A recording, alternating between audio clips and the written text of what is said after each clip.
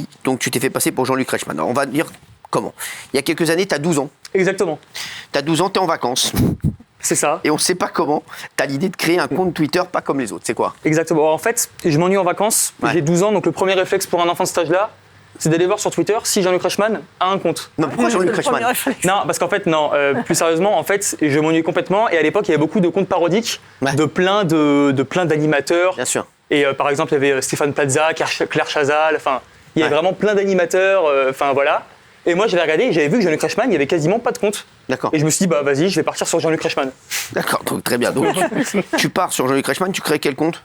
Je crée un compte qui s'appelle Jean-Luc Reichmann, le arrobas c'est Luc Reichmann. Ouais. Mais par contre, ce qui est important de préciser, c'est que dès le début, la première seconde où mon compte est créé, il y a écrit dans ma biographie compte parodique. Ouais, voilà, c'est vrai. à aucun moment ma volonté, C'est vrai. à aucun moment ma volonté, c'est de me faire passer pour lui vraiment à 100% comme de l'usurpation. C'est ça, exactement. À la base, c'était quoi l'objectif? C'était juste faire une... Ouais, à la base, je m'ennuyais, je voulais juste rire, quoi. Je voulais juste faire un tweet drôle en me disant que j'allais me mettre torse nu au 12 coups de midi, puis voilà, quoi. Ouais, exactement, très bien. Alors, au début, quel type de contenu tu publies? Tu publies des conneries Ouais, bah, comme un enfant de 12 ans, quoi. En fait, au début, je mets des tweets un peu n'importe comment. Je dis, ouais, ce soir, je vais manger une paella, ça va être délicieux, je suis en train de décortiquer mes crevettes. Et toujours avec un langage très soutenu, très. Ouais, c'est ça. Ouais. Même à 12 ans, voilà, les gens pouvaient tomber dans le panneau, même si c'était clairement pas crédible, quoi. Enfin, voilà, j'écrivais aussi à Julien Doré. Vous me faites penser à une libellule pendant notre société, voulant constamment nous endoctriner. Mais c'est vrai que ouais, donc tu t'es mis dans la peau du personnage. Je me suis mis dans la peau quand même du personnage, mais je sais très bien, normalement, que les gens ne vont pas tomber dans le panneau. Et Évidemment. les gens ne voyaient pas que compte parodique tout de suite, donc ils ont pas Non, compris en que c'est fait, un les compte. gens, moi en fait j'étais stupéfait parce que même à l'époque, je me dis, enfin même moi à 12 ans, je vois un compte, je vois Jean-Luc Reichmann qui dit qu'il est en train de préparer une paella et qu'il est dévasté parce qu'elle est tombée au sol. Ouais. Je commence quand même à tilter que c'est pas forcément le vrai compte. Non, mais ça peut passer, hein, je te jure. Ouais, bah ça peut passer et le fait est que c'est très bien passé et qu'en fait le compte a pris une ampleur mais énorme assez vite. Ouais. En fait, et au fur et à mesure, je mettais des tweets et je me disais bon, bah, de plus en plus gros, ça passe. On va tenter encore plus. Et puis, il y a un jour où j'ai fait un tweet qui a commencé un peu à propulser mon compte. En fait, c'est, je me posais une question, voilà.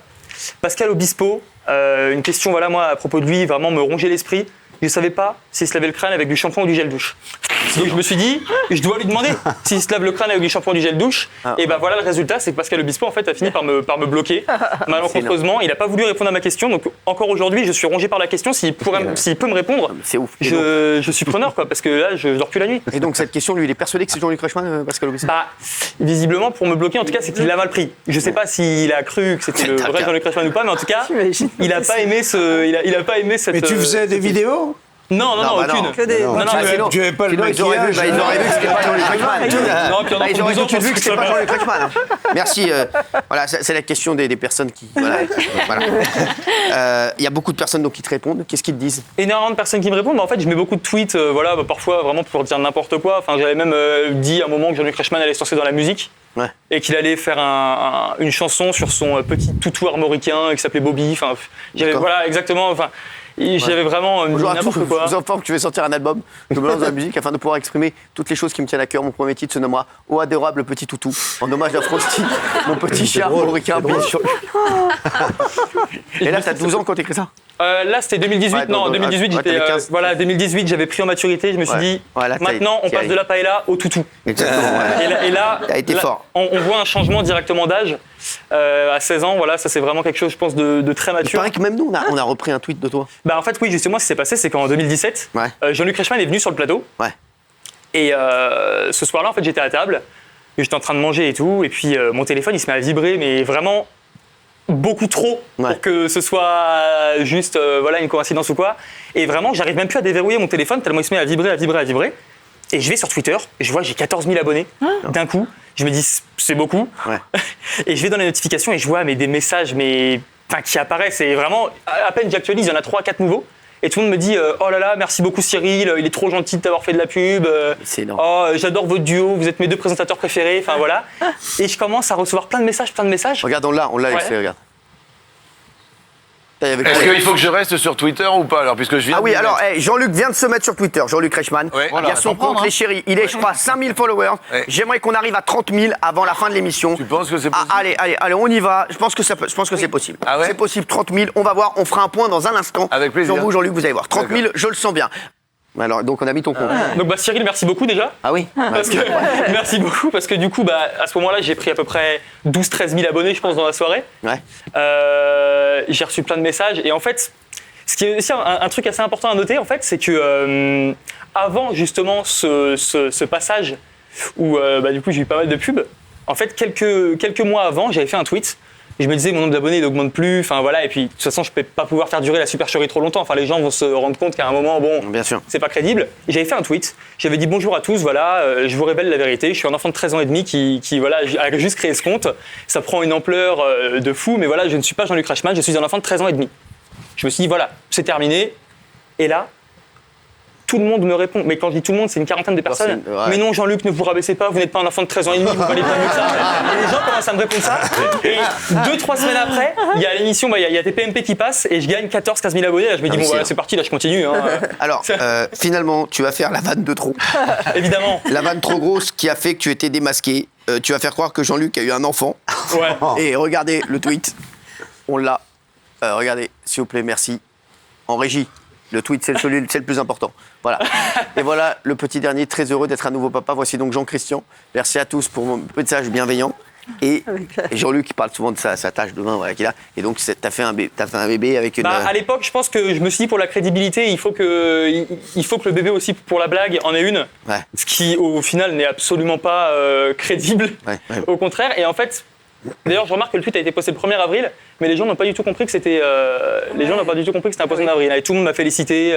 Félicitations pour cette bonne nouvelle. Non, il y a vraiment des gens qui étaient heureux pour moi. Je pense que j'ai rendu heureux pas mal de gens ce jour-là, vraiment, pour une info vraiment qui est totalement fausse. Oui, Guillaume. Mais il paraît que vous avez même participé aux 12 coups de midi. J'ai participé aux 12 coups de midi, en fait. Et il vous a grillé à ce moment-là? Non, pas du tout. En fait, moi, ce qui se passe, c'est que, en gros, pour recontextualiser le tout, moi, depuis un an, je fais des tournages, en fait, avec des youtubeurs de base. Et de fil en aiguille, j'ai gardé des contacts. Donc j'ai fait de plus en plus de tournages, etc. Et puis on se fait de plus en plus de contacts. Et on m'a proposé de faire les 12 coups de midi. Et moi, j'ai directement pensé à ce qui s'était passé justement pendant l'émission, enfin ce qui s'était passé avant avec mon compte Twitter. Je me suis dit, c'est trop marrant, il faut que je le fasse. Ah, bien sûr. En fait, même si c'est juste une private joke, Ouais. je suis obligé, même pour moi, dans ma conscience, de me dire, je vais être face à Jean-Luc Reichmann sur son plateau. Il sait pas que la personne qu'il a en face de lui, c'est le Ah, gars qui s'est Qui le fait chier, bah non. Exactement, pendant à peu près 6 ans, quoi. Ouais. Et du coup, je participe à l'émission. Évidemment, il ne sait pas que c'est moi. Et d'ailleurs, il me pose une question sur les réseaux sociaux. Il me demande est-ce que je suis branché sur les réseaux. Et à ce moment-là, je réponds énormément avec un sourire, mais jusqu'aux oreilles. Parce qu'au fond de moi, oui, lui, il ne sait pas pourquoi je suis très branché sur les réseaux, mais moi, je sais pourquoi. Tu l'as jamais dit à Jean-Luc? Je l'ai jamais dit à Jean-Luc. Et en fait, Je pense qu'il aurait bien pris. Je le au connais bien, fond de c'est un moi, vrai pote. j'espère vraiment qu'il l'a bien pris parce que Je c'était pense vraiment une qu'il l'a blague. bien pris. Tiens, Et, Jean-Luc, tiens, tu veux que j'essaie de l'appeler? Ah bah, ce serait un plaisir. Ah, tu veux que j'appelle Jean-Luc? Allez, j'appelle Jean-Luc. serait un Tu sais quoi plaisir monstrueux. Je l'appelle parce que c'est comme ça au moins on saura. J'appelle Jean-Luc. Ah là, ce serait vraiment boucler la boucle. Allez, vas-y, j'appelle Jean-Luc, comme ça c'est fait. Allez, on l'appelle en direct. Ah, il a pas l'air en France. Non. Ouais. Merde. Ça sonne Hawaï. Ouais, ça sonne. Deuxième sonnerie. Je rappelle que nous appelons Jean-Luc Reichmann pour la somme de 3 544 €. La valise. Jean-Luc Reichmann. Ah, ça sonne, à mon avis, il doit être en train de dormir. Hein. Il n'est pas disponible. Ouais, il n'est pas C'est- décédé. Attends, mais il risque de me rappeler, Jean-Luc. Ok, parce ok. que- et donc, je te Ça dis. peut être un happening pour la suite. Exactement. Ok, Donc, bon, parfait. tu restes en clientèle. parfait. Non, mais t'as hésité à lui dire ou pas? En fait, moi, mon rêve, ça aurait été de lui dire, clairement. Mais j'ai pas osé lui dire le jour du tournage, enfin Ouais. le jour de l'émission, parce que je savais pas comment ça pouvait après se passer, quoi. Et bon, alors, t'as fait plein de tweets. Hein. Et toi, donc, t'as toujours laissé compte parodique, même quand t'as vu que ça Toujours, parce que moi, mon principe de base, c'est vraiment de faire des blagues. C'est pas du tout de me faire passer pour lui. Non, mais c'était pas méchant. Non, et puis en plus, attention, en plus, le plus important, vraiment, parce que j'ai vu justement, parce que je suis- Vas-y. Ouais, pas de souci. Je suis passé en fait il y a quelques jours, mon anecdote en fait elle a pris de l'ampleur parce que je suis passé sur la chaîne YouTube d'un youtubeur qui s'appelle C'est ça. Pierre Cross. J'ai Exactement. présenté mon anecdote C'est ça. justement à tout le monde. Ouais. Et évidemment ça a fait rire tout le monde. Enfin, la quasi-totalité des gens étaient morts de rire. Et il y a juste en fait les articles ensuite qui sont sortis en ligne qui disaient Louis, le candidat usurpateur, enfin vraiment dans l'abus total. Et justement, c'est pour rappeler Les aussi, articles, c'est souvent dans l'abus total. Ouais, c'est clairement dans l'abus total. On Surtout est- qu'en plus, on est on clique d'accord. dans l'article, la deuxième ligne, il y a écrit en fait, Ah, bien non, sûr, il c'est a un juste compte un compte parodique, parodique, c'est ça. exactement. Oui, On sait que les stars, elles reçoivent plein de messages bizarres sur les réseaux. Est-ce que vous, on vous a envoyé des dingueries sur le compte de Jean-Luc Reichmann? Alors, il y a des gens qui m'envoyaient leur tête en gros plan, mais bon, je pense pas que ce soit un truc de fou. Mais par contre, il y a souvent des gens qui me faisaient des dessins. Ah ouais. Et après, ils me disaient, est-ce que je peux vous les donner au 12 coups de midi? Et moi, je répondais, bien sûr, apportez-le moi quand vous passez en tant que candidat. Donc, Jean-Luc Reichmann a dû recevoir au moins 5-6 dessins qui m'étaient destinés, en fait. Oui, Est-ce que vous avez été en relation avec des amis, des vrais amis de Jean-Luc Reichmann ou des gens, des stars de TF1 par exemple, qui pensaient que c'était lui? Alors, j'ai contacté, en fait, du coup, Pascal Obispo, mais c'est pas TF1, mais j'avais écrit à Jean-Pierre Pernaut pendant le JT de 13h à l'époque. Et Jean-Pierre Pernaut, pendant le JT, entre deux reportages, m'a répondu. Et en plus, je lui avais fait un tweet. Bon, alors vraiment, voilà, c'était clairement pas crédible, quoi. Jean-Pierre, mon chégué de toujours, vraiment, il m'avait répondu, mais sur le plateau. Ouais. Il y a vraiment plein de demandes. Il y a même Griezmann qui m'avait écrit, en fait, parce qu'il y avait une question de ce que midi sur Griezmann.